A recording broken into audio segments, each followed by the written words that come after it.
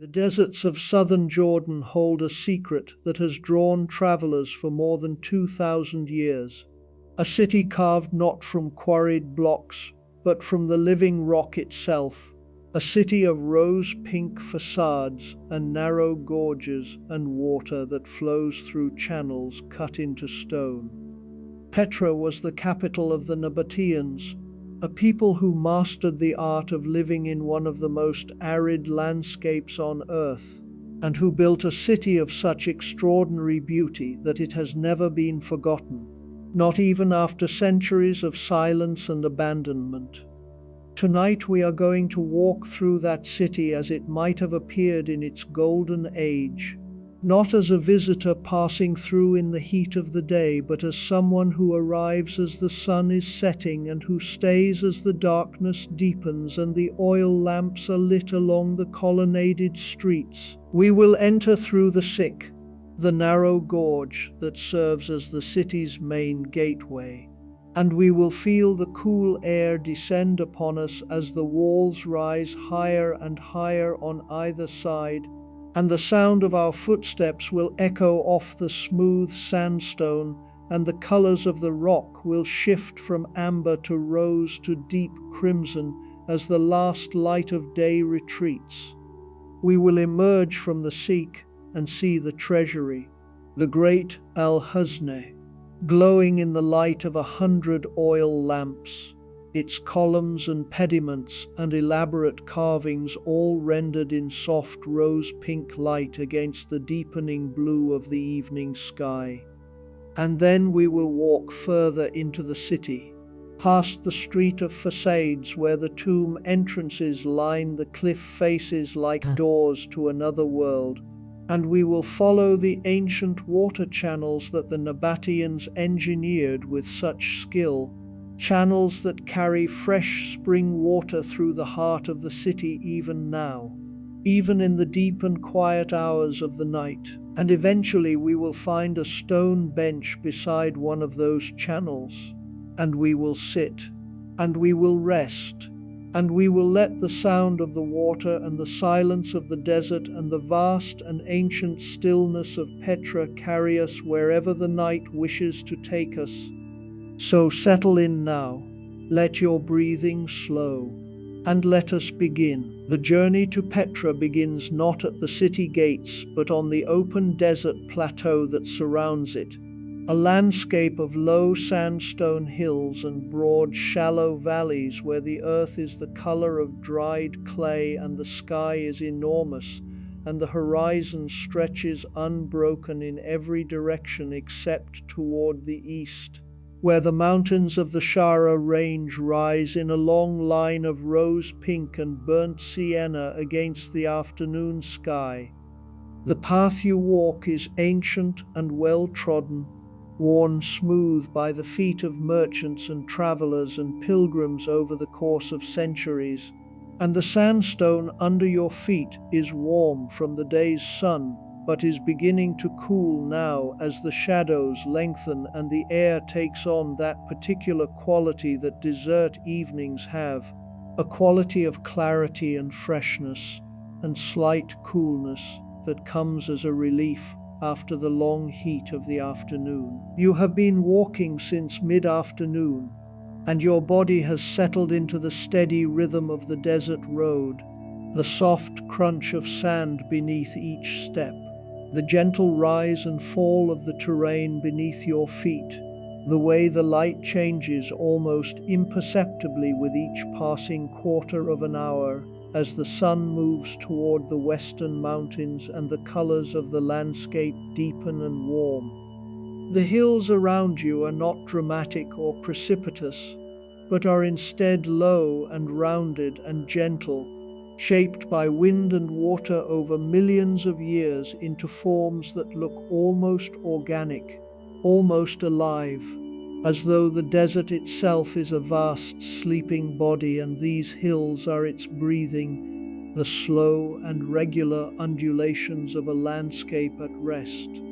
The rock here is sandstone, the same sandstone from which the city ahead is carved, and it is visible everywhere, not just in the outcrops and ridges that rise from the desert floor, but in the very ground beneath your feet, which is composed of weathered fragments of the same stone, tiny particles of rose pink and amber and sienna that have broken away from the parent rock over millennia and now form a soft and giving surface that is pleasant to walk upon. Remarkably, there is water here, even in this arid landscape, and you pass a small spring that emerges from the base of a sandstone outcrop, perhaps half a mile from the main path, a thin ribbon of clear and cold water that flows from a crack in the rock and pools briefly in a natural basin before seeping back into the earth.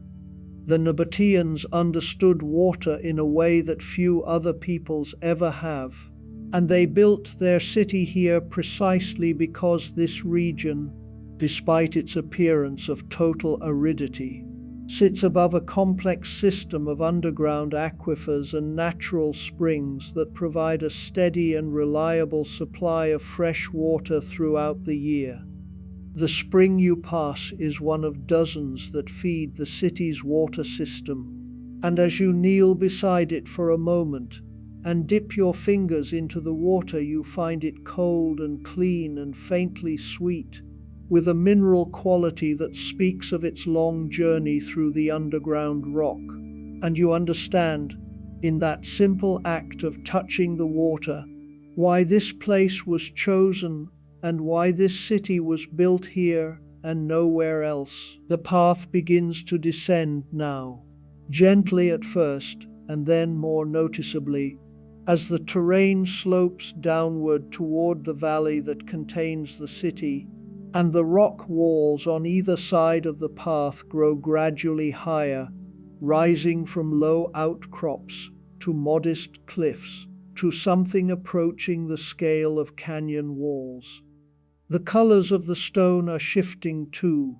deepening from the pale desert sand of the open plateau to richer and more saturated tones of rose pink and salmon, and you can see the horizontal bands of different colored strata that are the hallmark of this particular sandstone formation, each band representing a different geological era, a different epoch of wind and water and deposition, each one a page in the long story of this landscape. The sky overhead is still bright, but is acquiring the first hints of the deeper blue that will come with full evening, and the shadows in the valleys and gullies around you are lengthening and merging, creating pools of cool darkness that contrast beautifully with the warm salmon and rose pink of the sunlit rock. As you walk, the scent of the desert changes, becoming richer and more complex, and you can detect the faint aromatic signature of desert sage carried on the light evening breeze, mingling with the warmer and more resinous smell of the sandstone itself, which holds the day's heat within it and releases it slowly into the cooling air. There are fig trees ahead. You can see them now, a small grove of them growing in a shallow valley where a subsurface water source keeps the soil moist enough to support their broad and generous leaves. And the contrast between the grey-green of the fig foliage and the rose-pink of the surrounding rock is one of the most pleasing color combinations in all of nature, a combination that seems designed specifically to soothe the eye and calm the mind. You pass beneath the fig trees, and the air beneath their canopy is noticeably cooler and more humid, and the leaves move gently in the breeze with a soft and papery rustle that is one of the most peaceful sounds you have ever heard. There is something profoundly restorative about standing beneath a tree in the desert, for the tree represents everything that the desert is not: abundance where there is scarcity, shade where there is sun, moisture where there is dryness. And the contrast creates a sense of gratitude that is both simple and deep. a gratitude not for anything specific but for the mere existence of green and growing things in a landscape that seems to deny their possibility. The fig leaves are broad and rough to the touch, and if you lift one to your nose you can detect a faint and milky scent that is the tree's signature, a scent that speaks of sap and growth and the quiet alchemy by which roots draw water from deep beneath the earth and transform it, through the mysterious chemistry of photosynthesis, into leaves and fruit and shade. And now, ahead of you, the valley narrows and the walls close in, and you can see the beginning of the Seek, the legendary gorge that serves as the gateway to Petra. And even from this distance you can see that it is a dramatic and remarkable thing, a dark cleft in the rock that seems too narrow and too deep to be a natural formation, though it is entirely natural, carved over millennia by water flowing through a fissure in the sandstone until that fissure became a canyon, and that canyon became one of the most famous and most beautiful approaches to any city in the world. The dam that the Nabataeans built at the entrance to the Seek is visible here, a broad and sturdy barrier of fitted stone blocks that redirect the prison's waters that occasionally surge through this valley during the winter rains, diverting them away from the gorge and into a tunnel carved through the adjacent cliff. And this single piece of engineering has protected the Seek and the city beyond it from destructive floods for centuries, a quiet and unglamorous work of infrastructure that made everything that follows possible. The first oil lamps have been lit along the approach to the Seek, small clay vessels filled with olive oil and fitted with simple wicks, each one placed in a niche carved into the rock wall, and their warm amber flames create a line of small lights that guide the way forward into the deepening dusk, each flame a tiny point of warmth and welcome in the gathering darkness. The niches themselves are worth a moment of attention, for they have been carved with a precision and a consistency that suggests they are not casual additions but are part of a considered system of wayfinding and atmosphere, each one positioned at a height that is comfortable to glance at while walking, each one spaced at a distance that ensures there is always a flame visible ahead, each one slightly recessed into the rock so that the flame is protected from the wind, but its light is allowed to spill outward and illuminate the path. You walk toward those lights, and the desert behind you is vast and golden and silent, and the gorge ahead of you is narrow and dark and full of mystery. And you pass from one world to the other with a feeling of gentle anticipation that is perfectly suited to this hour, neither excitement nor apprehension, but simply a quiet and open readiness for whatever lies ahead. The Seek is not merely a passageway into Petra, it is an experience in itself, a journey through time and stone and light that prepares you for the city ahead by stripping away the wide open world of the desert plateau and replacing it with something intimate and enclosed and profoundly atmospheric. You step into the entrance of the gorge, and immediately the world changes. The broad desert sky narrows to a strip of deepening blue far above your head. The warm evening air cools by several degrees as the high stone walls block the last of the direct sunlight, and the sound of your footsteps changes from the soft crunch of sand to a clearer and more resonant echo that bounces off the smooth sandstone walls and returns to you a moment later, slightly altered, slightly softened, as though the gorge itself is listening to you and responding in its own quiet way. And in the stillness between your footsteps you can hear another sound,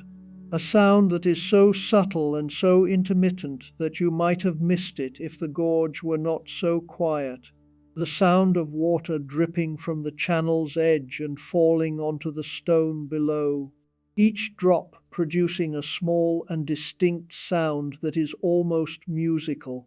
a tiny percussive note that repeats at irregular intervals and then falls silent for a moment before beginning again, as though the water is thinking about what sound to make next. The dripping is slower here than in the wider sections of the channel, for the flow rate is reduced in this deep and narrow part of the Sick, and the drops that fall from the channel's lip are smaller and more delicate, producing a sound that is less a splash and more a whisper, a gentle tapping of water on stone that is so quiet and so regular that it becomes a kind of metronome for your walk, setting a pace that is slower than your natural stride and gradually drawing you into its own calm and unhurried rhythm. The walls of the Sikh rise on either side of you to a height of perhaps 80 meters in places, and they are not vertical but lean slightly inward, so that the strip of sky visible above grows narrower as you walk deeper, until in some sections it is no more than a few meters wide, a bright ribbon of deepening blue that runs like a river of light between the dark and towering walls of rose-pink sandstone. The rock here is extraordinarily smooth, polished over millennia by the flow of water through the gorge, and when you run your fingertips along the surface it feels cool and almost silky, like the surface of a river stone that has been shaped and polished by 1,000 years of current, and the smoothness of the stone under your hand is somehow calming, a tactile reminder that even the hardest and most immovable things in this world can be softened and smoothed by patience and time. The sandstone was formed in ancient seas and river deltas, layers of sediment compressed and cemented over millions of years into the solid rock that now towers above you. And knowing this, knowing that these walls were once the bed of a vast and shallow sea where creatures swam and currents flowed and sediments settled in slow and patient accumulation, gives the stone a quality of deep time that is almost palpable, as though you can feel the weight of those millions of years pressing gently against your palm. The colors of the Sikh are among the most extraordinary things about it, for the sandstone here is not a single color but a whole spectrum of warm tones that shift and change depending on the angle of the light and the time of day. And right now, in this transitional hour between afternoon and evening, the palette is at its most varied and most beautiful. The upper portions of the walls, which still catch the last of the direct sunlight, glow in shades of salmon and warm amber and pale rose pink, while the lower portions, which have been in shadow for some time, have deepened to rich tones of burnt sienna and deep rose, and a color that is almost purple in the deepest shadows, where the midnight blue of the approaching night is already beginning to tint the stone. The horizontal bands of different geological strata that run through the sandstone are clearly visible, each one a different shade, each one a different texture, some smooth and some slightly rough, some dense and some more porous, and the overall effect is of a landscape painted in layers, a vast and natural fresco that has been accumulating its colors for 100 million years. Curiously, the Sikh is not entirely natural, for the Nabataeans modified it in several important ways, most notably by carving a water channel into the southern wall of the gorge, a narrow trough cut into the living rock that follows the entire length of the Sikh and carries fresh spring water from the source outside the city all the way to the heart of Petra, a distance of more than a kilometer through this narrow and winding passage. You can see the channel now as you walk, a neat rectangular groove cut into the wall about a meter above the ground, and within it a thin ribbon of water flows steadily and silently, so clear that you can see the smooth stone bottom through it, so constant that its flow seems almost motionless, a still and living thread of water running through the dry stone of the gorge. The water catches the amber light of the oil lamps that have been placed in niches along the wall,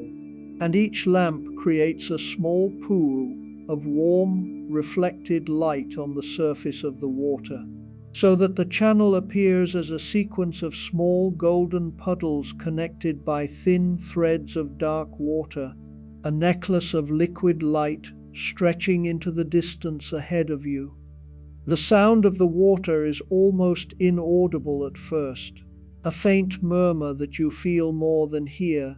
but as you walk deeper into the seek and your ears adjust to the enclosed acoustics of the gorge, the sound becomes clearer and more distinct, a gentle and continuous whisper that rises and falls slightly with the irregularities of the channel's bed,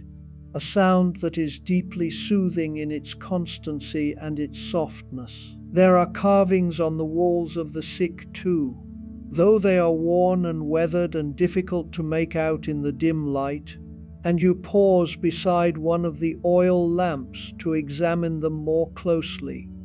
The carving depicts a figure, or what remains of a figure, for the features have been almost entirely erased by the slow erosion of wind-blown sand and occasional flash floods. But you can make out the suggestion of a human form, and beside it the outline of what might be an animal, a camel perhaps. And above the figures a series of symbols that you cannot read but that carry the unmistakable weight of meaning and intention.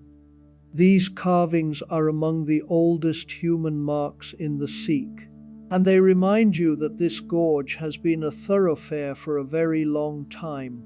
that the Nabataeans were not the first to pass through it and would not be the last, and that the smooth sandstone walls around you have been witness to the passage of countless feet and countless generations, all of them making this same journey through this same narrow passage toward this same extraordinary city. Curiously, there are also carved channels in the floor of the Sikh, shallow grooves that run parallel to the path and were once used to guide the flow of rainwater away from the walking surface and into the main water channel on the wall. And these grooves have been worn smooth and deep by the centuries of water and feet, so that the floor of the Sikh is not flat but is instead a gently corrugated surface that provides sure footing even when wet, a small and practical detail that speaks to the Nabataean habit of attending to every aspect of the urban environment, no matter how minor, with care and forethought. The Sikh curves gently as it goes, and this curvature is one of its most brilliant features, for it means that you can never see very far ahead, and the city that lies at the end of the gorge is hidden from view until the very last moment, when the walls swing apart and the space opens up, and the Treasury is suddenly there before you in all its breathtaking glory. This element of surprise was clearly intentional, for the Nabataeans were master architects who understood the power of reveal, the dramatic effect of confinement followed by sudden openness, of darkness followed by light. And as you walk through the Sikh, you can feel the space narrowing and then widening slightly and then narrowing again, a rhythm of enclosure and release that builds anticipation with every step and every turn.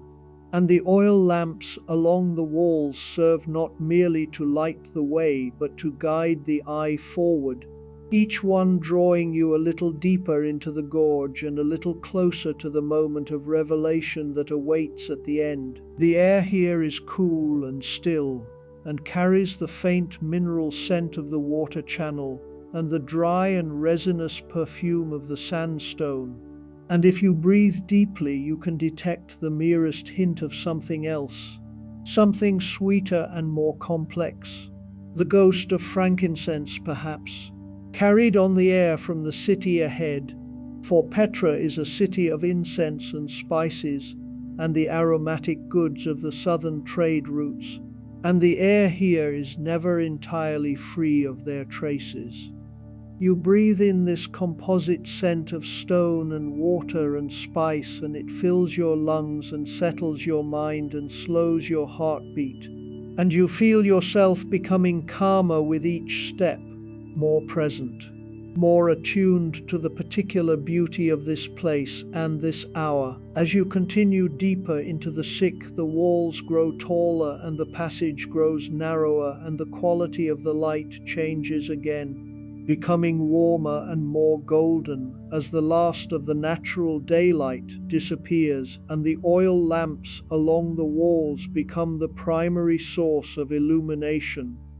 There is a particular quality to lamplight in an enclosed stone space that electric light can never replicate, a quality of warmth and intimacy and slight unsteadiness. For the flames of the oil lamps flicker and shift with every small movement of air, and this constant subtle movement means that the shadows on the walls are never still but dance and sway in slow and gentle patterns, creating a living play of light and darkness across the smooth sandstone surface. The rose pink of the walls absorbs the warm amber of the lamplight and returns it in a slightly different hue, a color that is neither amber nor rose, but something in between, something that has no name but that is deeply and almost painfully beautiful, a color that seems to belong to this place and this hour alone. You pass a wider section of the gorge where the walls open slightly to create a kind of natural alcove, and in this alcove you notice a carved niche set into the wall at about eye level, a rectangular recess perhaps a meter wide and half a meter deep, and within the niche there is a carved stone block, a rectangular pedestal of smooth sandstone that rises from the floor of the niche to about waist height. This is a betil, a sacred stone marker that the Nabataeans placed at significant points along their routes and within their sacred spaces, and though you cannot know the specific deity or spirit this particular beetle was intended to honor, you can feel the intention behind its placement, the sense that this spot in the gorge was considered worthy of special attention, worthy of a marker that would catch the lamplight and hold it and return it to anyone who passed this way. The oil lamp nearest to the niche is positioned so that its flame illuminates the beetle directly, and the smooth rose-pink surface of the stone glows with a warm and steady light that seems almost to come from within the stone itself, as though the beetle is not merely reflecting the lamplight, but generating its own gentle luminescence. And you pause for a moment before it and let that warm glow wash over you and settle into your bones. The water in the channel beside you continues its steady and silent flow, and as the seek deepens and narrows, the sound of the water changes,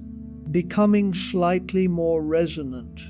picking up harmonics from the enclosed space that give it a richer and more complex quality. And the combined sound of the water and the occasional drip from the channel's edge and the faint echo of your own footsteps creates a kind of natural music,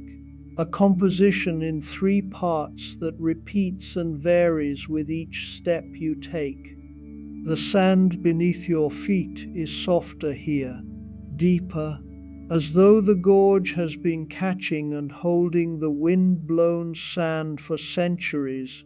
and each step sinks slightly into it, creating a soft and muffled sound that is almost silent,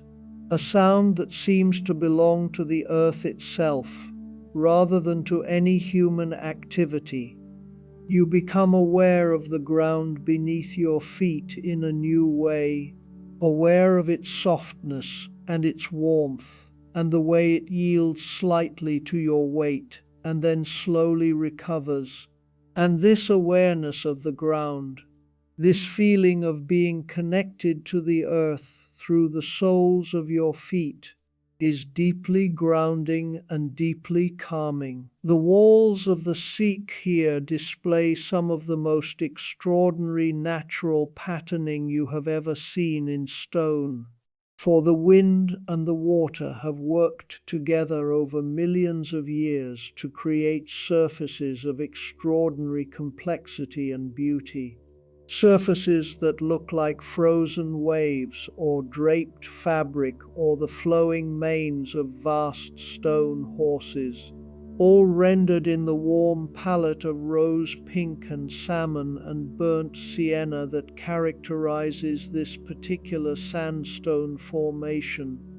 There are places where the rock has been eroded into deep scallops and hollows that catch the lamplight and hold it in small pools of warm amber shadow, and places where the surface is so smooth and so uniformly colored that it looks like polished marble,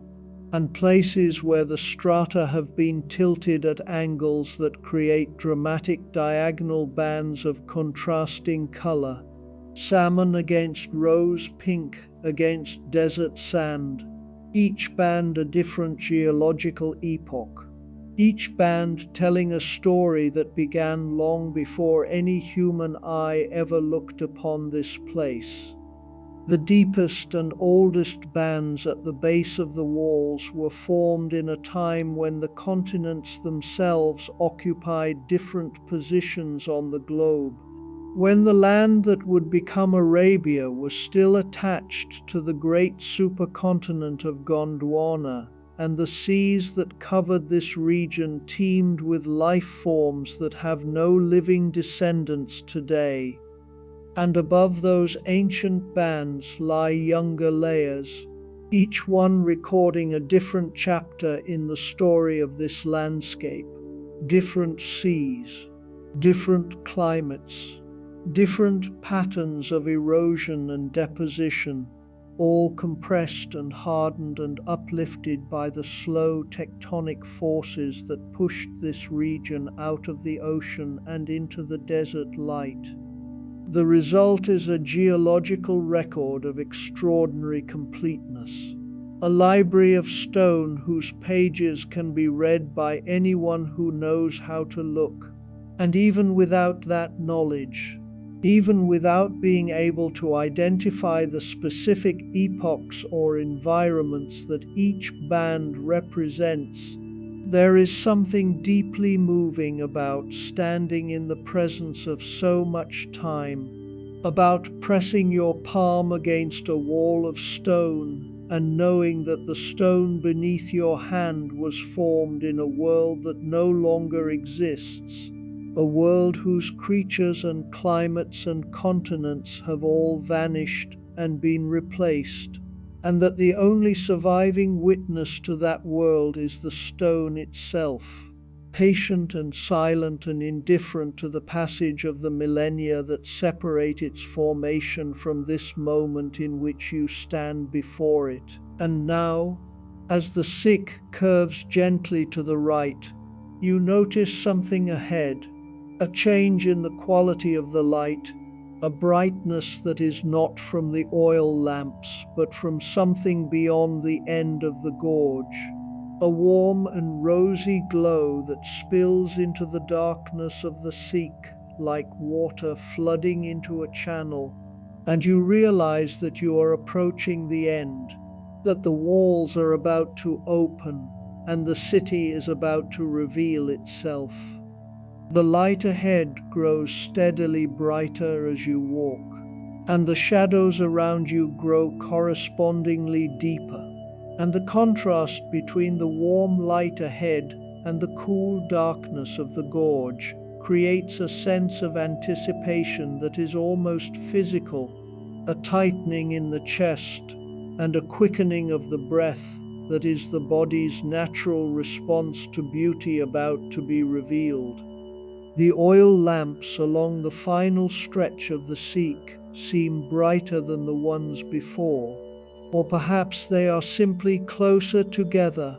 and their combined glow merges with the light from beyond the gorge to create a wash of warm amber and rose-pink illumination that bathes the last few meters of the passage in a light that is almost liquid in its richness and its depth. And then, without warning, the walls swing apart and the space opens up, and there it is. The Treasury, the Al-Khazneh, is one of the most extraordinary buildings ever created by human hands, and it appears before you now in the most favorable possible circumstances, not bleached by the harsh midday sun as it appears in most images, but glowing with the warm and gentle light of evening.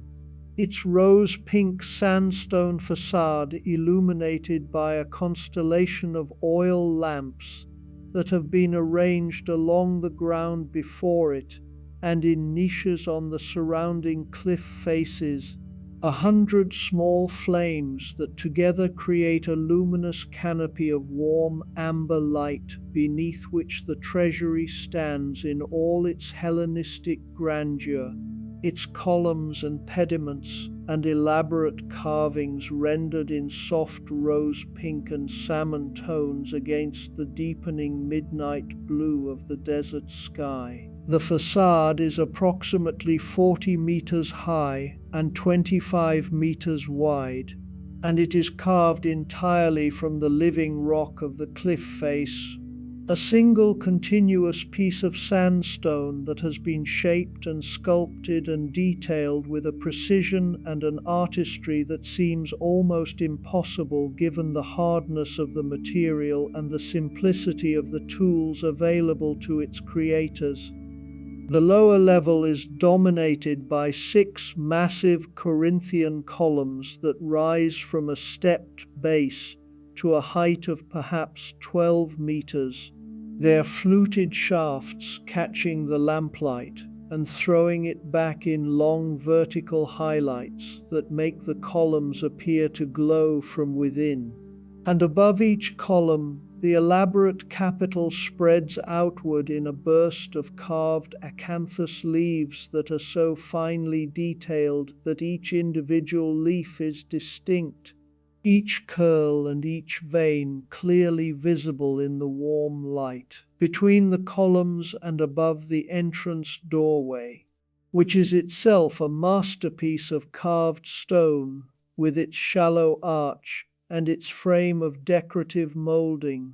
the facade is richly ornamented with a series of carved panels that depict figures and animals and floral motifs in a style that blends Greek and Roman and Nabataean artistic traditions into something entirely new and entirely original. The figures are carved in relief, some standing and some seated, and though the details have been softened by 2,000 years of wind and rain and the slow erosion of time, they are still legible, still capable of conveying the dignity and the grace and the artistic ambition of the people who created them. The stone around the figures is not plain, but is itself carved with intricate patterns, spirals and rosettes and flowing vines that fill every available surface with a profusion of ornamental detail that is overwhelming in its abundance and its beauty. The upper portion of the facade is even more elaborate than the lower, for it rises in a series of stepped tiers that culminate in a broken pediment within which sits a large stone urn, a tholos or rotunda-like structure that crowns the composition and gives it a sense of vertical aspiration, as though the building is not merely standing on the ground but is reaching upward toward the sky, toward the stars that are now appearing one by one in the deepening blue above. The urn at the top has given rise to the legend that the treasury contains hidden treasure, that the urn is in fact the container for the pharaoh's gold, and the bullet holes that pockmark its surface tell the story of generations of hopeful treasure seekers who fired their weapons at the urn in the belief that its contents would come tumbling down. But of course nothing of the kind ever happened, for the urn is solid stone, and the treasury's true treasure is not gold or jewels, but the extraordinary beauty of the facade itself. Scholars have debated the true purpose of the treasury for centuries, for it is almost certainly not a treasury at all, despite its popular name and the persistent legend of the pharaoh's gold. Some have argued that it is a royal tomb, perhaps the final resting place of one of the Nabataean kings, while others have suggested it was a temple dedicated to the chief deity of the Nabataean pantheon, Dushara, or to the goddess Al-Uzza, and still others have proposed that it served a ceremonial or ritual function that does not correspond to any modern category of building. The truth is that we do not know with certainty what the treasury was for, and there is something fitting about this uncertainty, something that adds to the building's mystery and its power. For a structure that can be definitively explained is a structure that has given up all its secrets, while the treasury still holds its own, keeping its purpose as hidden as the empty chamber behind its magnificent facade. You stand in the open space before the treasury and you look up at it and you feel something that is difficult to put into words but that is unmistakable in its quality. A feeling of awe that is tempered by calm, a sense of wonder that is entirely peaceful and entirely free of agitation or urgency. The treasury is beautiful, profoundly and unarguably beautiful, and the warm lamplight and the cool evening air and the silence of the desert night all combine to create conditions in which beauty can be received fully and without distraction. And you stand there and you let the beauty wash over you like warm water, and you feel your breathing slow and your shoulders relax, and the small tensions of the day dissolve one by one, replaced by a deep and spacious sense of well-being that seems to radiate outward from the treasury itself, as though the building, after 2,000 years of silence, is still capable of communicating something essential about the human capacity to create beauty and to find meaning in the act of creation. The silence here is remarkable. Not the silence of emptiness, but the silence of reverence, the silence that falls naturally in spaces that have been designed to inspire awe and contemplation. And within this silence, the only sounds are the gentle flickering of the oil lamp flames, which you can hear as a soft and barely perceptible whisper when the air is still, and the distant murmur of the water flowing through the channels that run beneath the plaza, and the very faint sound of your own breathing,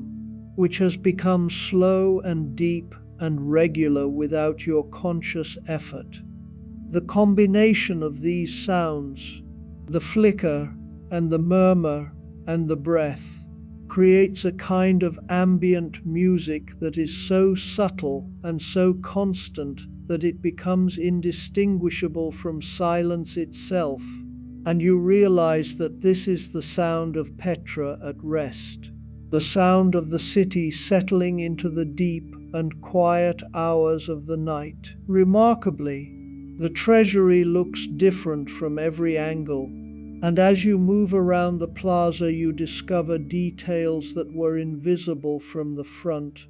A spiral carving on a column base that you had not noticed before. A small and perfectly carved rosette in a panel that had been hidden in shadow. A patch of stone on one of the pediments where the natural grain of the sandstone has created a pattern of concentric rings that look almost like the growth rings of a tree. A reminder that this building, for all its architectural sophistication, is carved from a material that was once alive in its own way. A sedimentary rock that preserves within it the memory of ancient rivers and ancient seas. Each new detail you notice is like a small gift, a moment of discovery that rewards your attention and deepens your appreciation for the extraordinary skill and patience of the carvers who created this facade,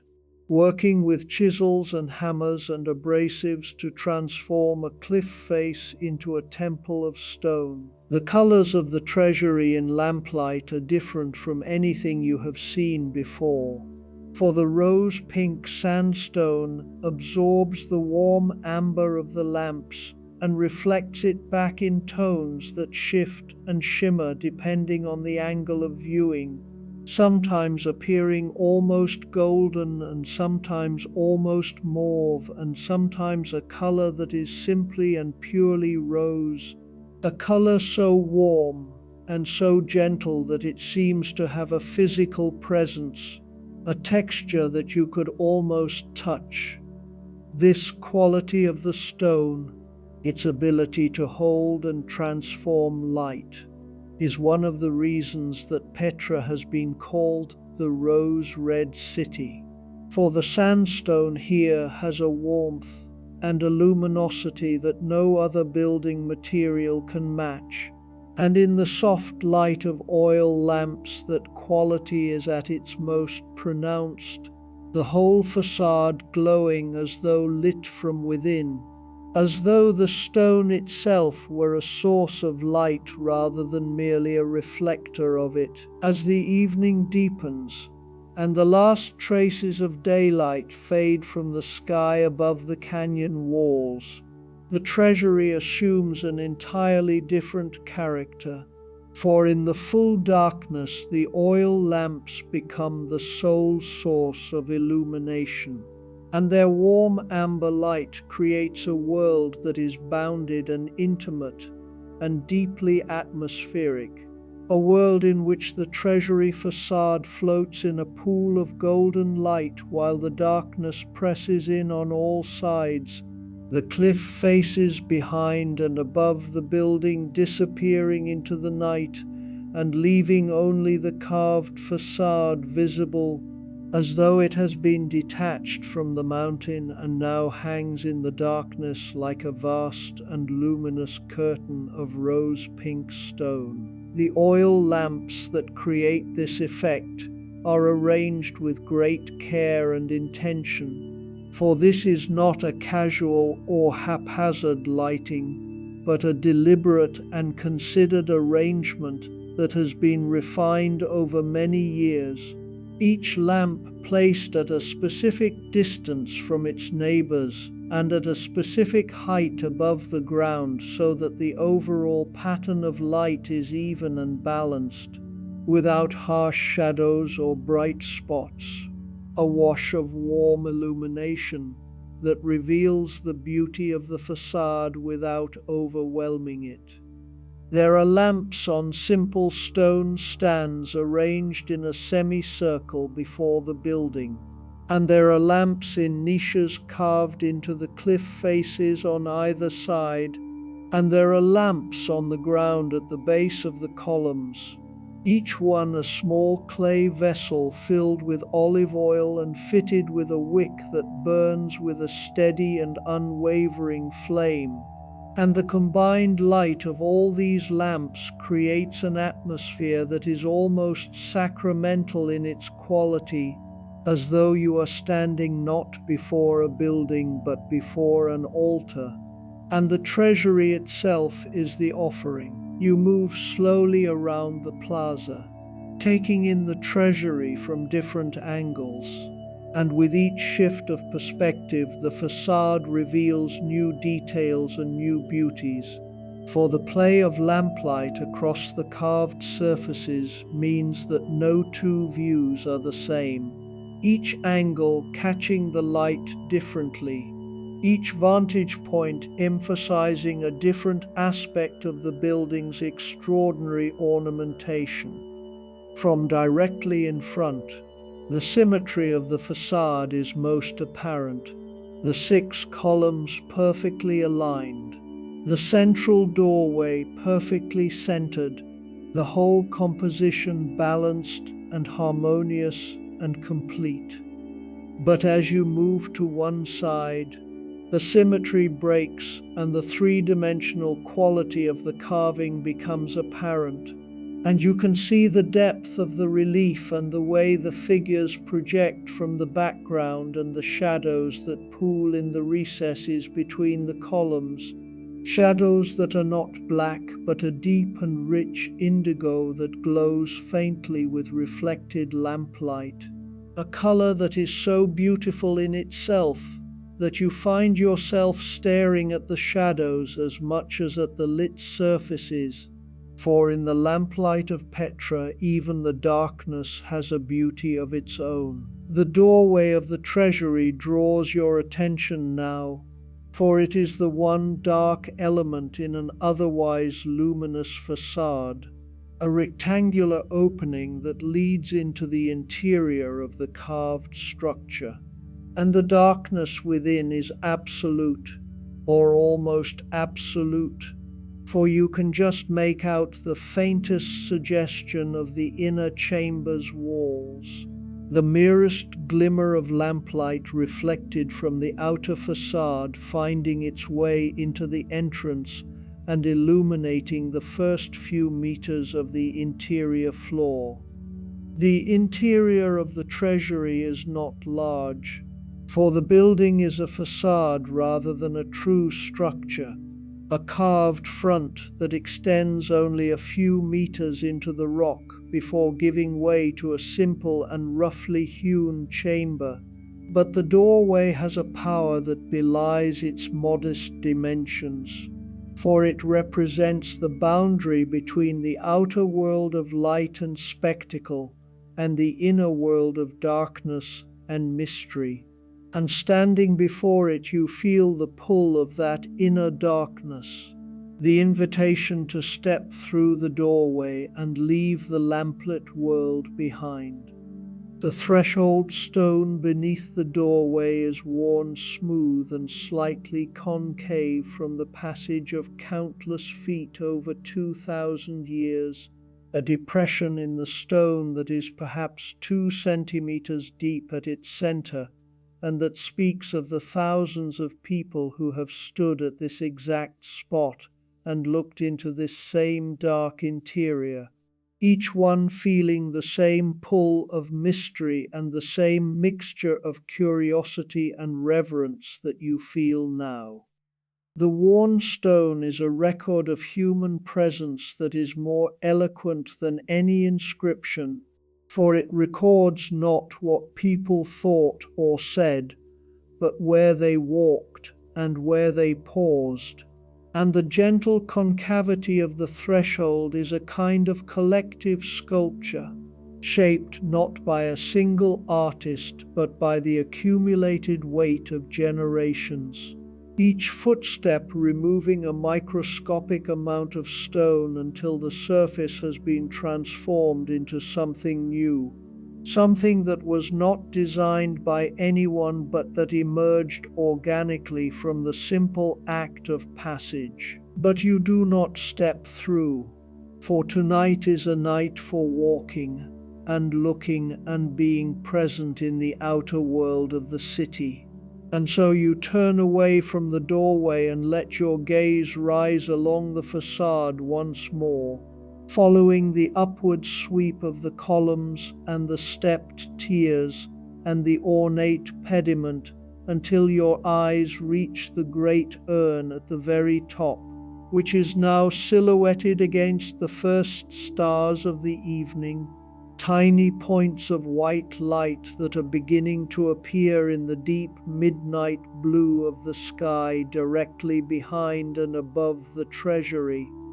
The contrast between the warm rose pink of the carved stone and the cool blue of the starlit sky is extraordinarily beautiful, a juxtaposition of warm and cool that gives the entire scene a sense of balance and completeness, as though the Treasury and the sky were designed to be seen together in exactly this way, at exactly this hour, with exactly this quality of light. The air around the Treasury is cool and still and carries the combined scent of burning olive oil and sandstone and the faintest trace of the frankincense that was burned here earlier in the day. And the overall effect is one of extraordinary calm, a calm that seems to emanate not from the absence of disturbance, but from the presence of something deeply settled and deeply right, as though this place, this building, this moment in the evening, all exist in a state of natural equilibrium that requires no effort to maintain and no will to sustain. You stand in this calm and you let it fill you, and you feel your body becoming heavier and your mind becoming quieter, and you know that you could stand here for a very long time and be perfectly content, perfectly at peace, perfectly at rest, reluctantly, for there is a part of you that would be content to remain before the Treasury for the rest of the evening. You turn away from the lamplit facade and begin to walk further into the city, following the natural avenue that leads southward from the plaza and into the heart of Petra. The path widens as you leave the Treasury behind, the canyon walls on either side drawing apart to create a broad and open corridor that runs roughly east to west through the city. And along both sides of this corridor, the cliff faces are carved with a remarkable series of tomb facades that give this stretch of the city its name, the Street of Facades. For here the rock walls are punctuated by dozens of doorways and windows and architectural fronts, each one carved into the living sandstone with the same precision and artistry that characterizes the Treasury, but on a smaller and more intimate scale. The tomb facades are arranged in a roughly continuous row that extends for several hundred meters along the canyon wall, and they vary in size and in the complexity of their ornamentation,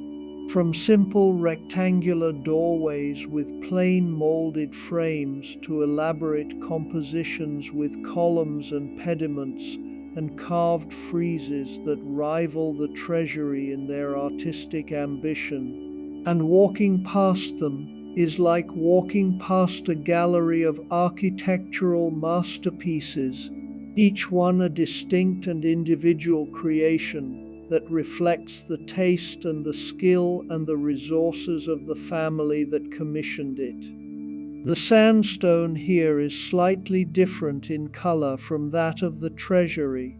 a little more golden, a little less pink,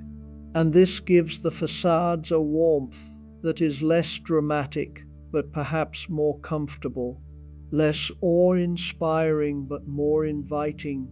as though these tombs were designed not to overwhelm the viewer, but to welcome them, to invite them to pause and to look and to appreciate the craftsmanship on display. The oil lamps along the Street of Facades are spaced further apart than those at the Treasury, and this creates a different quality of illumination, a pattern of light and shadow in which the lit sections of the wall glow warmly in rose pink and warm amber, while the spaces between the lamps recede into a soft and velvety darkness that is not quite black but a deep and rich indigo that seems to hold the warmth of the lamplight within it, even as it denies the eye access to the carved surfaces within it. This alternation of light and shadow gives the Street of Facades a rhythm that is almost musical, a visual equivalent of a melody that rises and falls and rises again as you walk, and each tomb facade emerges from the darkness and presents itself to the lamplight and then recedes back into shadow, and the effect is of a slow and stately procession of architectural forms, each one appearing, bowing, and withdrawing in turn. You notice that the facades are not all oriented in the same way but are carved at slightly different heights and different angles, following the natural contours of the cliff face rather than imposing a rigid uniformity upon it. And this organic quality gives the Street of Facades a charm and a character that a more regular arrangement would lack. For each tomb has its own relationship to the rock in which it sits,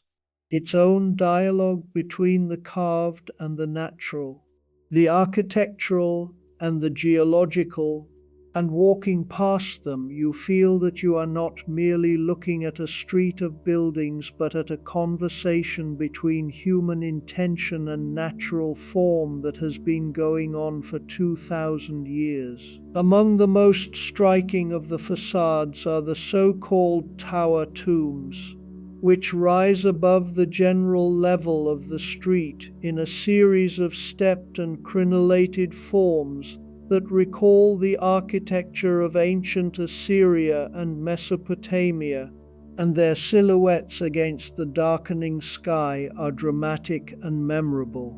the stepped profiles creating a jagged skyline of rose-pink stone that is unlike anything else in the city. These tower tombs are among the oldest structures on the Street of Facades, and their design reflects the early Nabataean architectural tradition that drew its inspiration from the great civilizations of Mesopotamia to the east, before the influence of Hellenistic Greece transformed the city's architectural language into the classical idiom that characterizes the Treasury and the later buildings. Standing before one of these tower tombs and looking up at its stepped and crenellated crown, you can feel the immense age of the structure, an age that is communicated not by any specific detail but by the overall quality of the stone, which has been weathered and eroded and smoothed by 2,500 years of wind and rain and sand to a surface that is almost organic in its texture, almost alive, as though the stone itself has aged and matured like a living thing. The water channel that you first encountered in the Mythic continues along the Street of Facades, running in a neatly carved trough that follows the line of the path, and the sound of the water is a constant companion as you walk, a gentle and unobtrusive murmur that provides a continuous thread of sound connecting the different sections of the city through which you pass. In some places the channel is open and the water is visible, a thin and clear ribbon of liquid flowing over smooth stone, but in other places it is covered by flat stone slabs that protect the water from debris and evaporation. And in these sections the sound of the water is muffled and subdued, a deeper and more resonant murmur that seems to come from beneath the ground rather than from a visible channel. The engineering skill required to create this water system is remarkable, for the channel maintains a consistent and gentle gradient over its entire length, dropping just enough to keep the water flowing without ever allowing it to flow too fast or to stagnate. And the Nabataeans achieved this precision using nothing more than simple surveying tools and an intimate understanding of the behavior of water on stone. A fig tree grows from a crack in the canyon wall, perhaps halfway along the Street of Facades, its roots visible where they grip the sandstone, thick and sinuous and impossibly strong, forcing their way into the smallest crevices and expanding them slowly over the years until the crack has become a fissure and the fissure has become a home, and the tree itself has grown to a considerable size, its trunk thick and gnarled and its canopy broad and generous, casting a pool of cool shade on the path below. In the lamplight, the fig tree's leaves are a deep and luminous green that contrasts beautifully with the warm rose pink of the sandstone behind it, and the overall effect is one of unexpected lushness, a reminder that Petra, for all its appearance of arid severity, is a city of water and greenery and life. A city where the desert has been transformed by human ingenuity into a place of surprising abundance. The scent of the fig tree is subtle but distinct,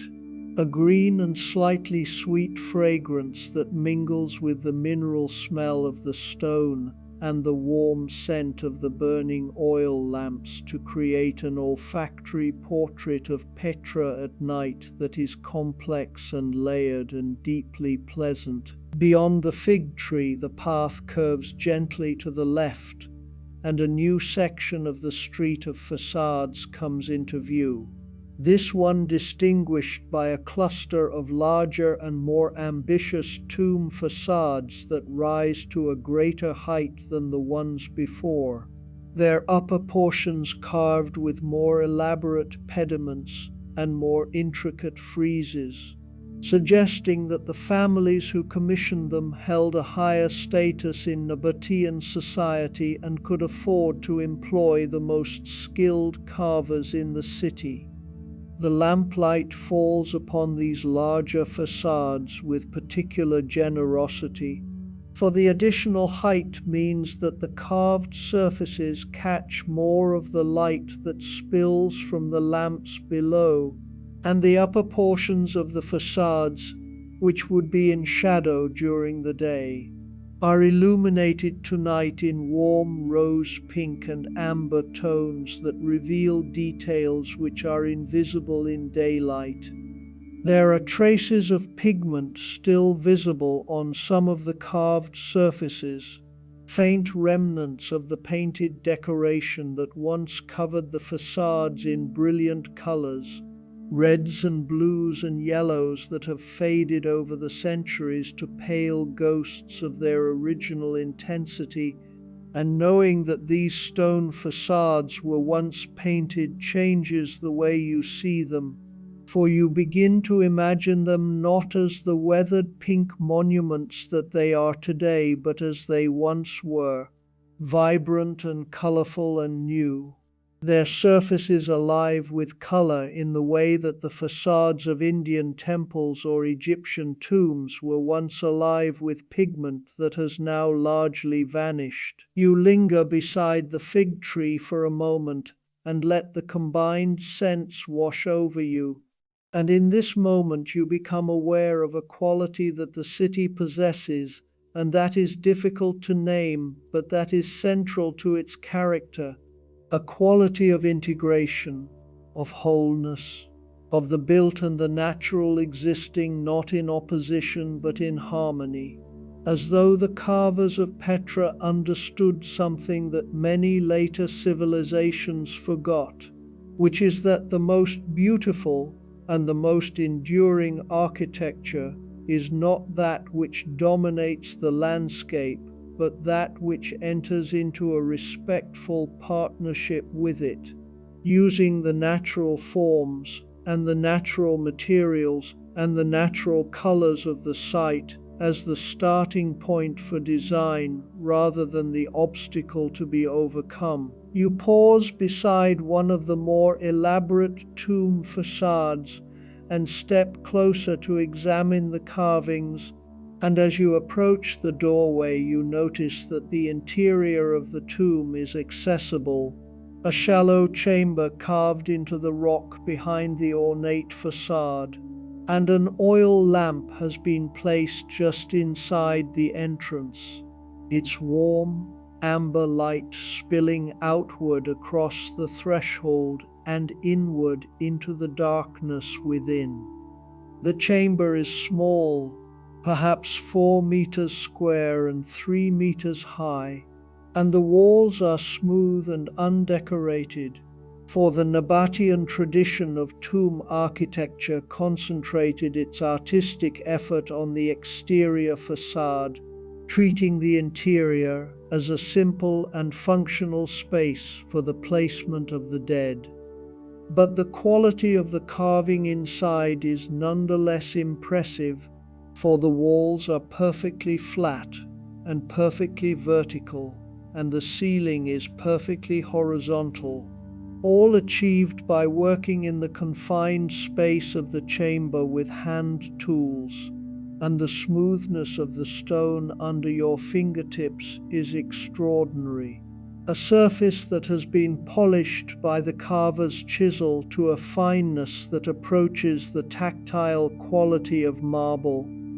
There is an emotional quality to standing inside a tomb that is difficult to anticipate and difficult to describe, a feeling that is not sadness and not fear and not curiosity, but something that combines elements of all three into a composite emotion that is uniquely its own. The tomb is a place where the living and the dead meet, where the world of light and activity and noise gives way to the world of darkness and stillness and silence. And the boundary between these two worlds is marked by nothing more than a doorway and a threshold stone. Yet the transition is profound and unmistakable. You feel, in this small and quiet chamber,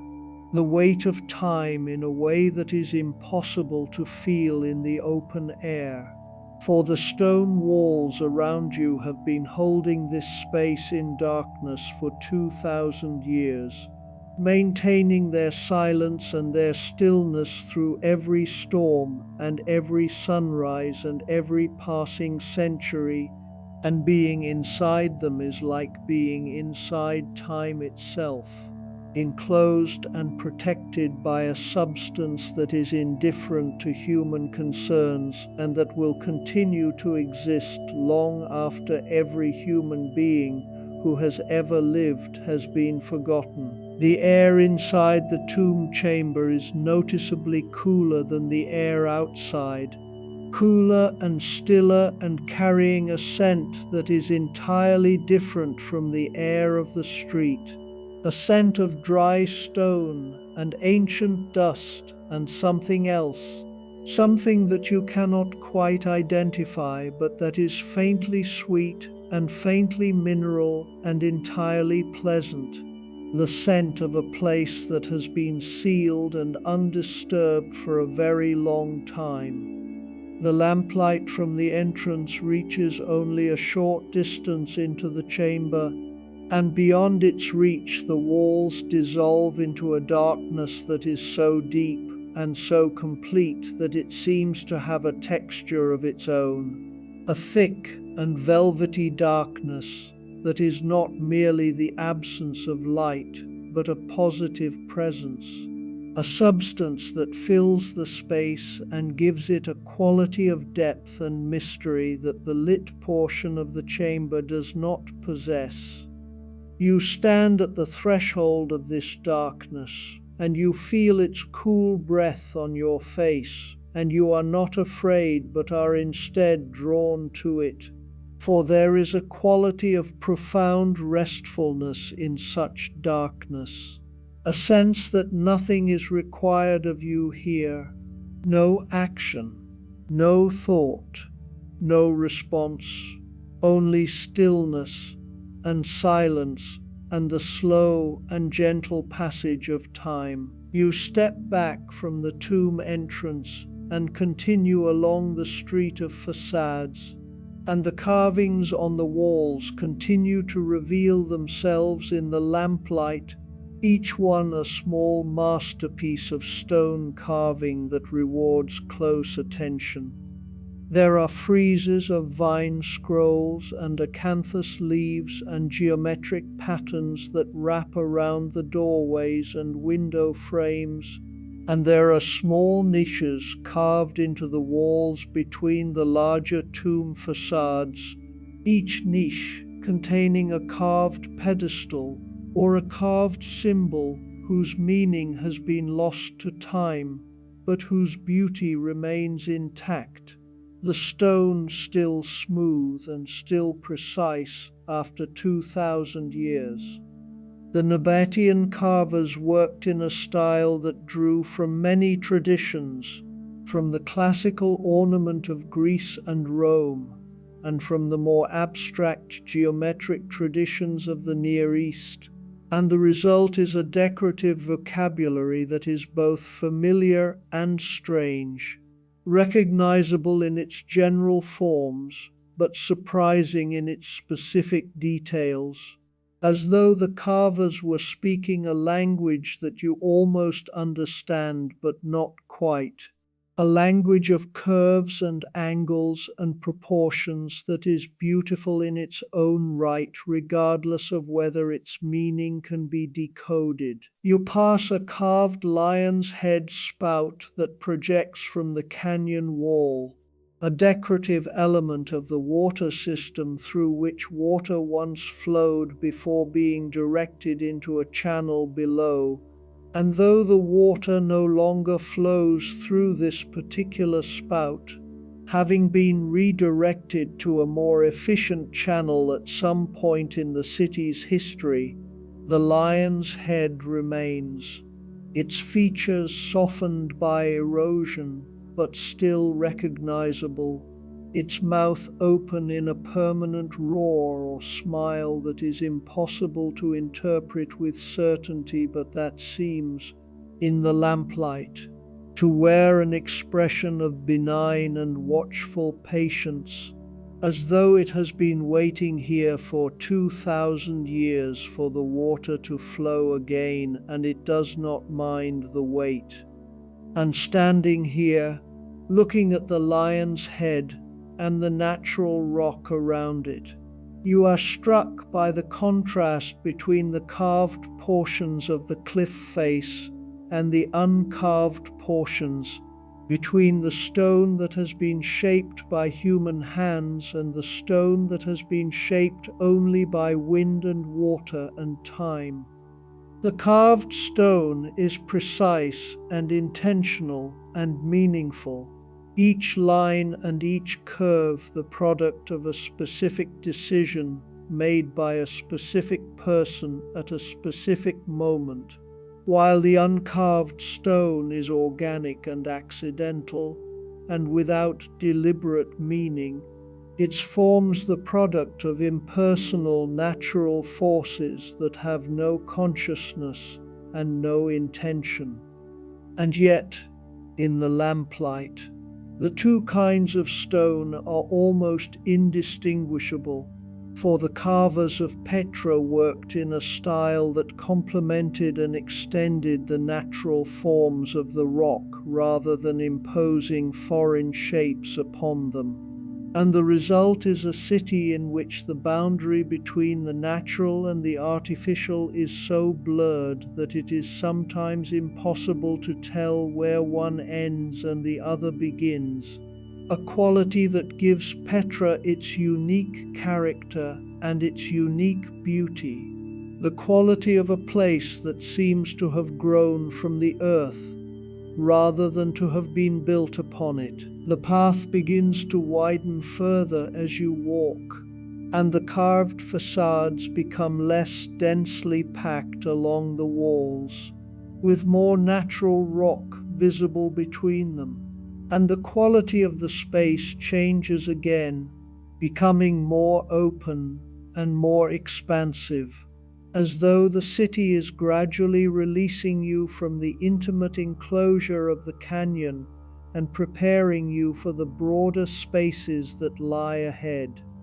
The oil lamps continue to mark the way, their warm amber flames bobbing gently in the slight movement of air that finds its way through the canyon, and the shadows they cast are longer and softer now, less defined, more like washes of color than sharp-edged forms. The sound of the water channel is constant and companionable, a gentle murmur that has become so familiar over the course of your walk that you are no longer consciously aware of it but would notice its absence immediately if it were to stop. And this is perhaps the most remarkable thing about the Nabataean water system, that it makes itself so thoroughly at home in the soundscape of the city that it becomes indistinguishable from the natural sounds of wind and air and stone. The water system of Petra is, in many ways, the city's greatest achievement,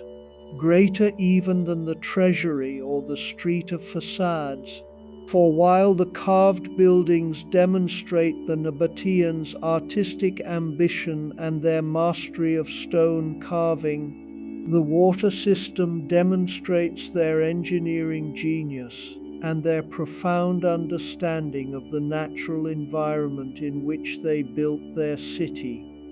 Petra receives very little rainfall, perhaps 15 centimeters in an average year, and yet it supported a population of tens of thousands of people and served as a major commercial hub for the incense and spice trade that flowed between southern Arabia and the Mediterranean world. And it achieved this seemingly impossible feat through a water management system of extraordinary sophistication that captured,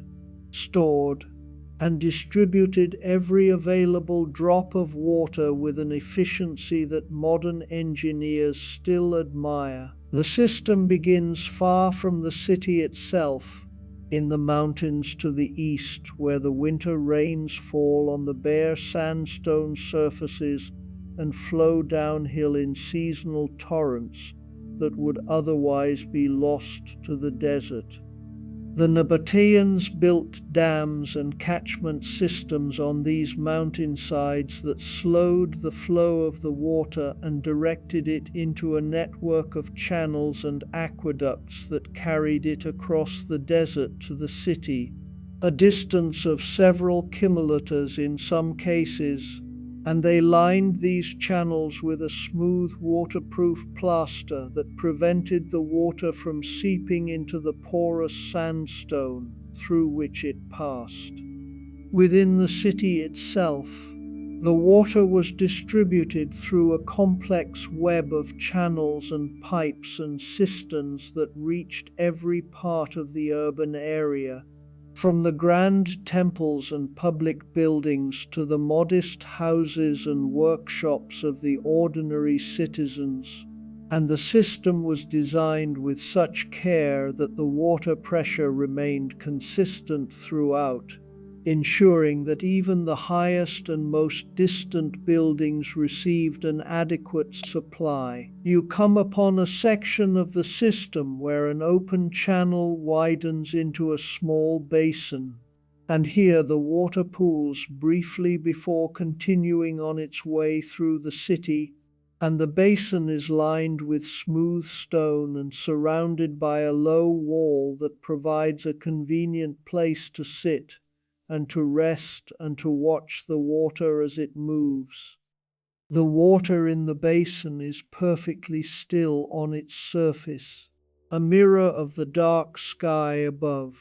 and the oil lamps nearby are reflected in it as small tremulous columns of warm amber light that waver slightly with each tiny movement of the water's surface, caused perhaps by a breath of wind or by the gentle disturbance of the inflowing current.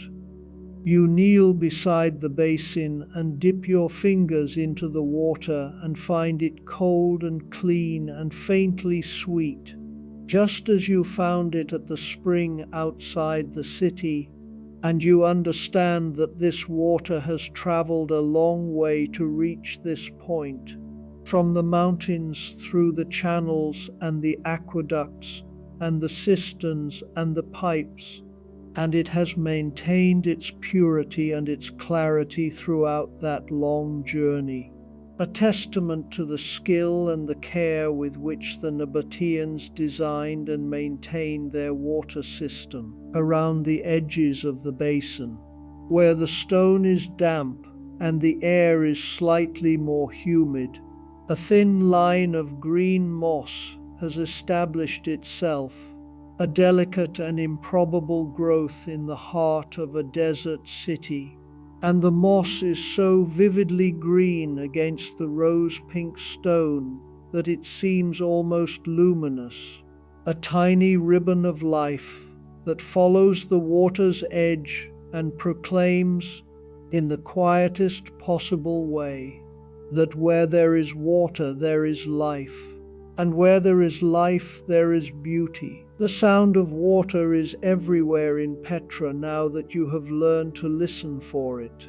Not just the main channels that run beside the major thoroughfares, but smaller streams and rivulets that flow through secondary channels and overflow from cisterns and trickle down the faces of the carved walls,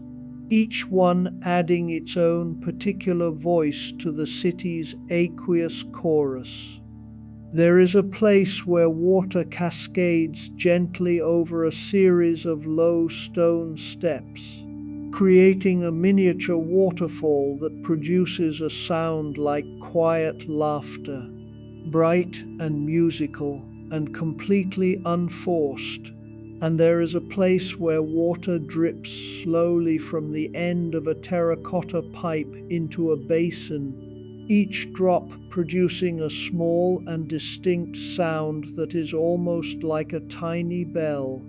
a single clear note that repeats at regular intervals with a precision that seems almost mechanical. These small water sounds combine with the larger sound of the main channels to create a sonic environment that is rich and complex and deeply soothing, a natural lullaby composed of water and stone and the ancient engineering that connects them. The aesthetic quality of these water features is worth dwelling upon, for the Nabataeans did not merely build a functional water system, they built a beautiful one, and the channels and basins and cascades were designed with an eye for the visual and auditory pleasures of flowing water as well as for its practical utility. The channels are lined with smooth stone that has been chosen for its color and its texture,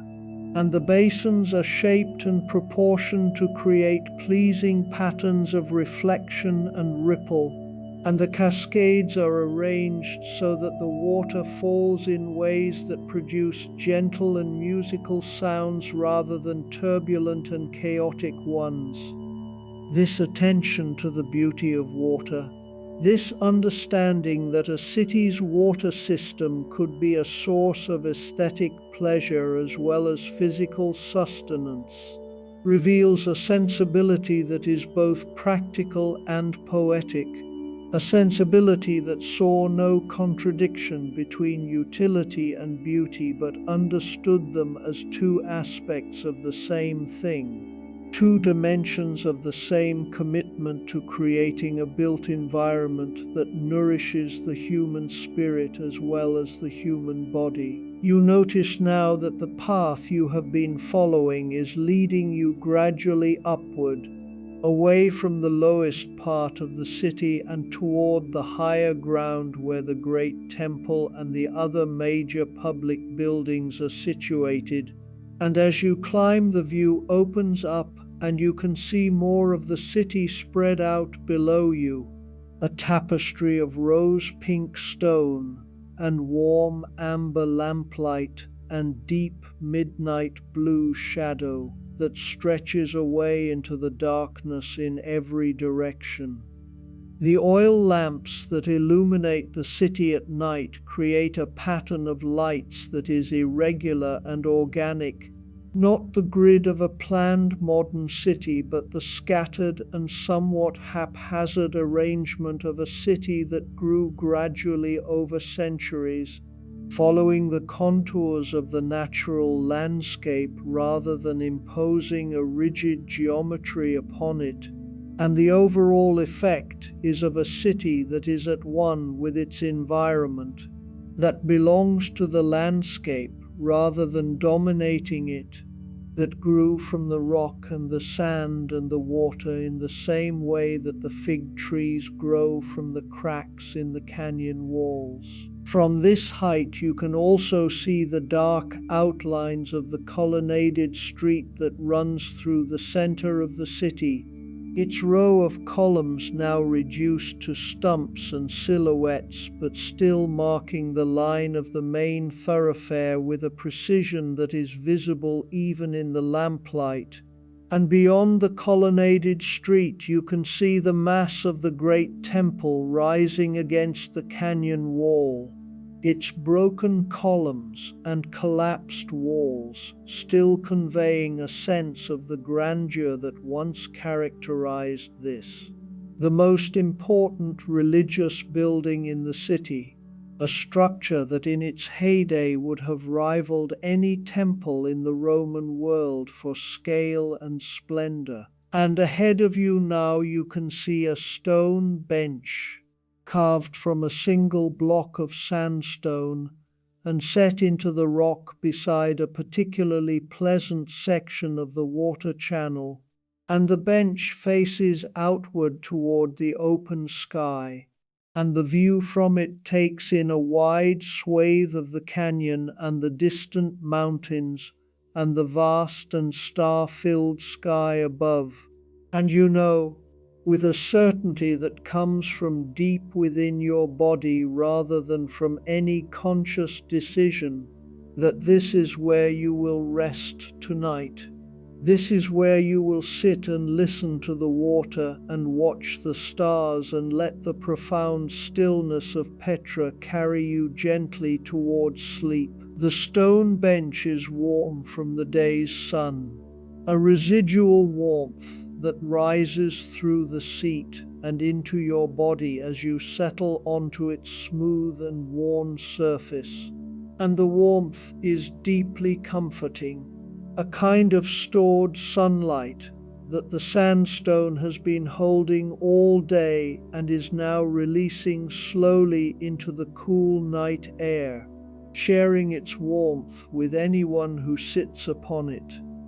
The bench is wide enough to sit comfortably with your legs extended and your back leaning against the low stone backrest that has been carved as part of the same single block, and the angle of the backrest is perfect,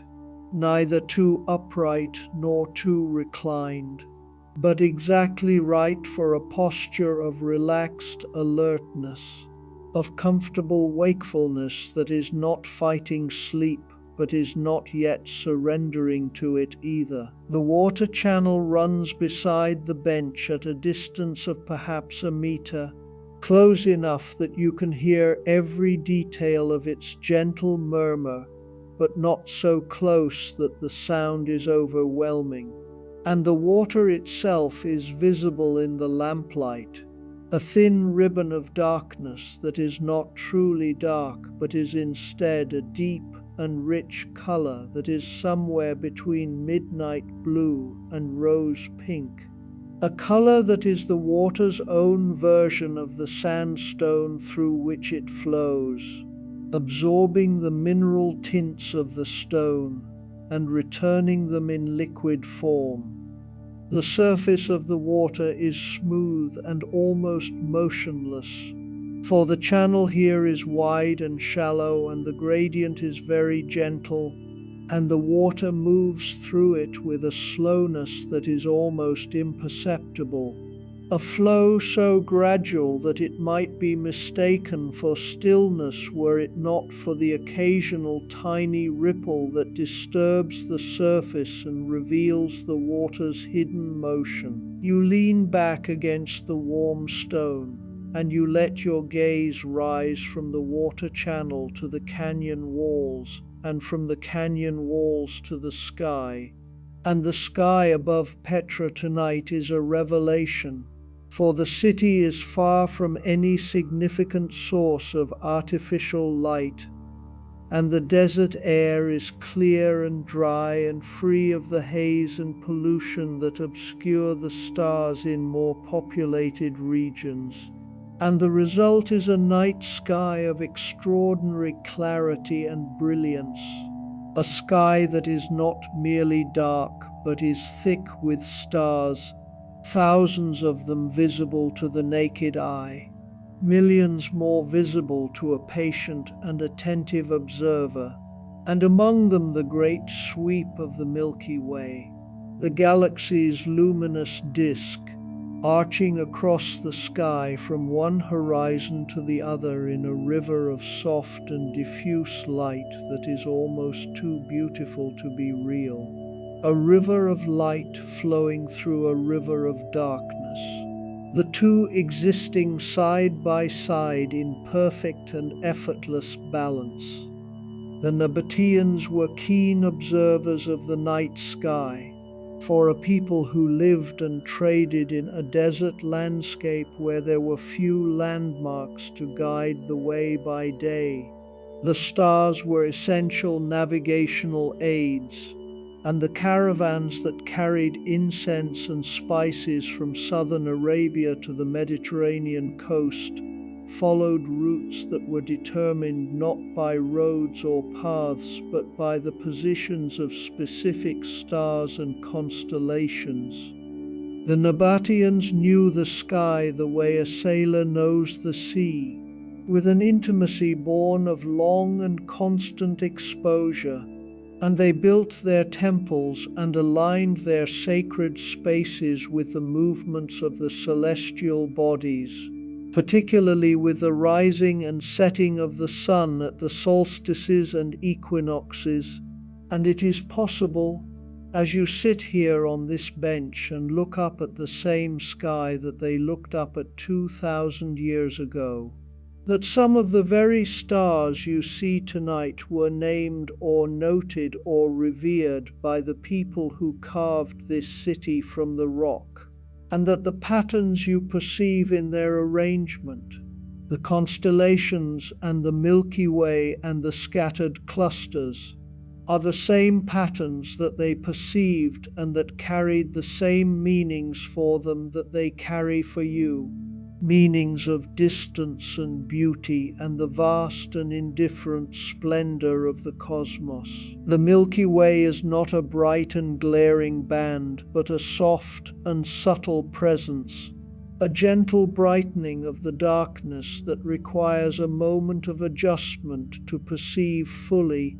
and once perceived it becomes the dominant feature of the sky, a vast and luminous structure that dwarfs everything else in the field of view. including the canyon walls and the carved facades, and even the distant mountains. For the Milky Way is not a feature of the landscape, but of the cosmos, and its scale is so vastly greater than anything on Earth that it renders all human constructions insignificant by comparison. And yet this insignificance is not diminishing, but is instead deeply liberating,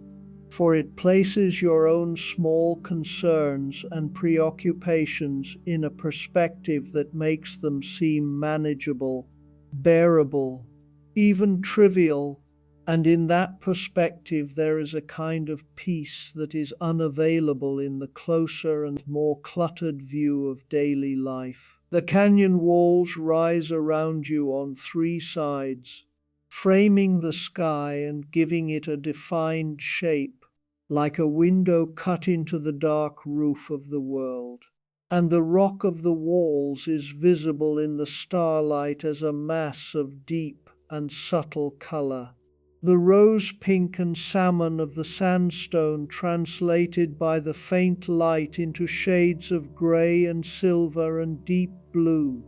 with occasional warm tints where the lamplight from below reaches the lower portions of the walls and stains them with a faint amber glow.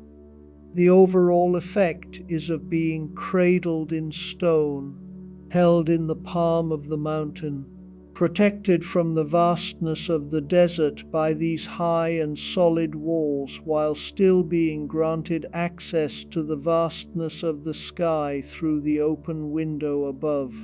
And the combination of enclosure and openness, of protection and exposure, creates a feeling of perfect security, the security of being sheltered without being confined, of being contained without being captive. The longer you sit on the stone bench and look up at the Milky Way, the more detail you perceive in that great river of light, for the eye adjusts slowly to the darkness and begins to distinguish structures within the diffuse glow that were invisible at first. Dark lanes that thread through the luminous band like rivers through a plain, and brighter knots and clusters that suggest the presence of dense star fields and nebulae beyond the resolution of the naked eye. The Milky Way is not uniform in its brightness, but has a texture, a grain, a pattern of light and dark that is as complex and as beautiful as the grain of the sandstone walls around you. And the realization that both textures, the texture of the stone and the texture of the galaxy, are the products of the same fundamental processes of accretion and compression and slow transformation over immense periods of time, gives you a sense of connection between the earth beneath you and the sky above you that is deeply satisfying, a sense that the rock you sit on and the stars you look at are cousins, related by the same cosmic processes that formed the solar system and everything in it. The air around you is cool now, properly cool, the last of the day's warmth having radiated away from the stone and the sand, and the coolness has a clarity to it, a sharpness and a freshness that is characteristic of desert nights, when the rapid cooling of the land creates a temperature differential between the ground and the air above it that produces a gentle and steady downward flow of air, a drainage of cold air from the high ground into the valleys and canyons where you sit. This katabatic breeze is so gentle that you feel it more as a presence than as a movement, a slight and cool pressure against your skin that is refreshing rather than chilling, and it carries with it the clean and mineral scent of the desert at night. a scent that is composed of cool stone and dry air, and the faintest trace of the desert sage that grows on the plateau above the city. You breathe this clean, cool air deeply into your lungs, and you feel it clear your mind and calm your body and slow the chatter of your thoughts until they become as still and as quiet as the night around you. A shooting star crosses the sky, a brief and brilliant streak of white light that appears without warning in the southern sky and vanishes almost before you have registered its presence, leaving behind a faint after image that lingers for a moment on the retina and then fades. And the suddenness and the brevity of it are startling in the context of such profound stillness, a moment of motion and brightness in a scene that is otherwise entirely characterized by stillness and darkness. And the contrast makes the moment seem more significant than it perhaps is. A small and private fireworks display staged for your benefit alone, a reminder that even in the deepest stillness there is movement. Even in the darkest night there is light, and the universe is never entirely at rest, but is always in motion, always transforming, always becoming something new. The Milky Way continues its slow and majestic arc overhead, and the stars within it do not twinkle but burn with a steady and unwavering light. For the thick band of the galaxy is composed of so many individual stars that their combined light creates a continuous glow, a soft and luminous wash that is unlike anything else in the night sky. And looking at it, you feel a sense of perspective that is both humbling and deeply comforting. A reminder that the small concerns of daily life exist within a context of almost inconceivable vastness and beauty. The water in the channel beside you continues its slow and silent passage, and the sound of it has become so familiar now that it is no longer a sound that you hear but a sound that you inhabit. A continuous murmur that has merged with the beating of your heart and the rhythm of your breathing to form a single integrated experience of bodily stillness and acoustic warmth. The combination of the water's murmur and the cool air and the warm stone beneath you and the vast and luminous sky above you creates a sensory environment that is so perfectly balanced and so deeply calming that it feels almost designed, as though the Nabataeans who carved this bench and engineered this channel and positioned them in relation to the sky above had in mind not merely the practical requirements of rest and water supply, but the aesthetic and spiritual requirements of a person sitting in this exact spot on a night exactly like this one, looking up at exactly this sky, listening to exactly this water, and feeling exactly this profound and perfect peace. The night has reached its deepest point now, the hour when the darkness is at its most complete, and the silence is at its most profound, and the stillness is at its most absolute. And Petra exists in this hour as a place of pure and undisturbed peace, a city that has been carved from stone and illuminated by oil lamps and then left to the night, left to the darkness and the silence and the slow and patient watch of the stars. The oil lamps have burned lower now, their flames smaller and more orange than they were an hour ago, the olive oil in their reservoirs gradually consumed by the patient chemistry of combustion. and the light they cast is diminished in both intensity and reach, so that the pool of illumination around each lamp has contracted, and the spaces of darkness between the lamps have expanded. And the overall effect is of a city that is gently and gradually releasing its hold on the day, allowing the night to reassert its primacy, allowing the darkness to flow back into the spaces that the lamplight had claimed. The water in the channel beside you has not changed,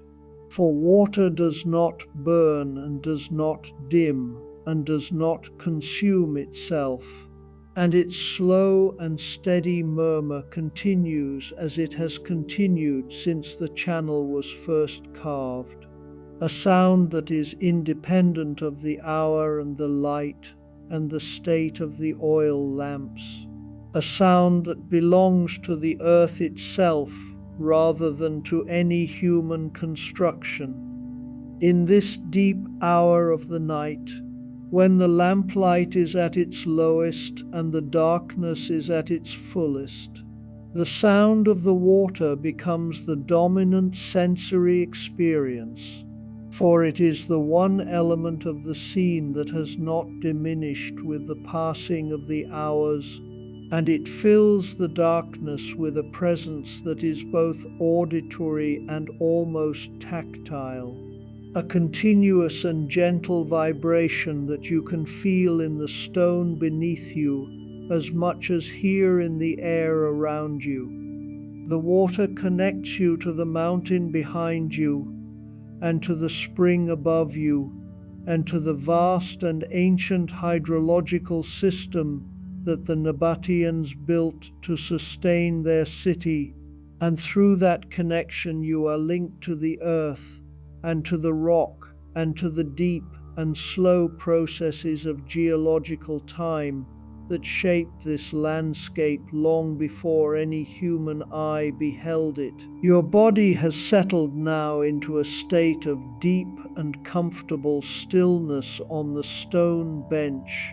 the warmth of the sandstone having faded but replaced by the warmth of your own body heat that has accumulated in the seat's surface and is now being returned to you.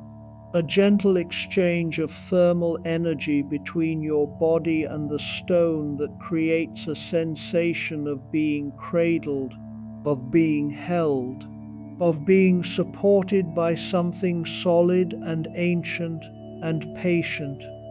Your breathing is slow and deep and regular, each breath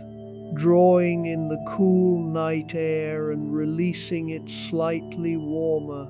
and the rhythm of your breathing has synchronized itself with the rhythm of the water's murmur, so that the two rhythms are no longer separate but have merged into a single slow cadence that is the rhythm of the night itself, the rhythm of Petra at rest. The weight of your body on the stone bench is a weight that feels entirely right, not the weight of exhaustion, but the weight of contentment, the weight of a body that has walked a long way through a beautiful place and is now ready to stop, ready to be still, ready to release the effort of movement and thought and attention, and to surrender to the simple and profound pleasure of sitting in the dark beside a stream of ancient water, while the stars turn slowly overhead. The stars overhead have reached their highest point in the sky, the Milky Way now running almost directly from north to south through the zenith, a river of light that flows directly above you and connects the horizon behind you to the horizon ahead.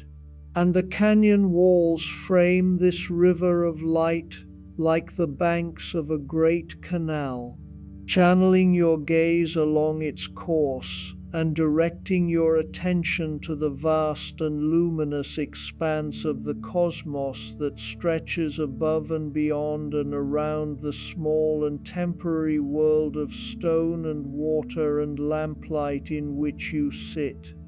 The feeling of connection that you experienced earlier, the sense of kinship between the sandstone beneath you and the stars above you, has deepened now into something more profound, a sense not merely of connection, but of participation, as though you are not merely observing the cosmos but are a part of it, a small and temporary arrangement of atoms that is nevertheless made of the same material as the stars, animated by the same energy, subject to the same laws, and destined to return, in time, to the same universal reservoir from which it came. There is a particular quality to the hours that precede dawn, a quality of absolute stillness that is different from the stillness of midnight. For the midnight stillness is the stillness of a world that has settled into rest and is content to remain there, while the pre-dawn stillness is the stillness of a world that is holding its breath, that is waiting for the sun, that exists in a state of suspended anticipation that is both peaceful and slightly charged, as though the darkness itself knows that its reign is ending and is making its farewell as beautiful and as complete as possible. The oil lamps of Petra have almost entirely extinguished themselves now, their reservoirs of olive oil nearly depleted, and the few that still burn do so with the smallest and most delicate of flames, tiny points of warm amber light that seem more fragile than ever in the vast darkness of the pre-dawn, each one a small act of defiance against the encroaching night, a small and stubborn declaration that warmth and light still exist in this dark and silent world. But even these last flames are dying, and you can see that they will not last much longer, their orange glow diminishing moment by moment,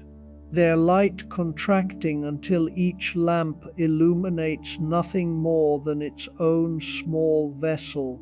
a clay pot of oil and a wick, and a flame that is returning to the darkness from which it came. The Milky Way has faded now, its soft luminous band washed out by the faint glow that is beginning to appear on the eastern horizon, the first pale suggestion of the sun that is still below the mountains but is already sending its light over the curve of the earth. And the stars that were so brilliant an hour ago are dimming one by one, surrendering to the approaching day with a quiet and graceful reluctance that is beautiful in its own way, each star holding on to its light for as long as possible before being overwhelmed by the growing brightness of the sky. The transition from night to day in the desert is not a sudden event, but a long and gradual process, a slow interchange of darkness and light that unfolds over the course of an hour or more.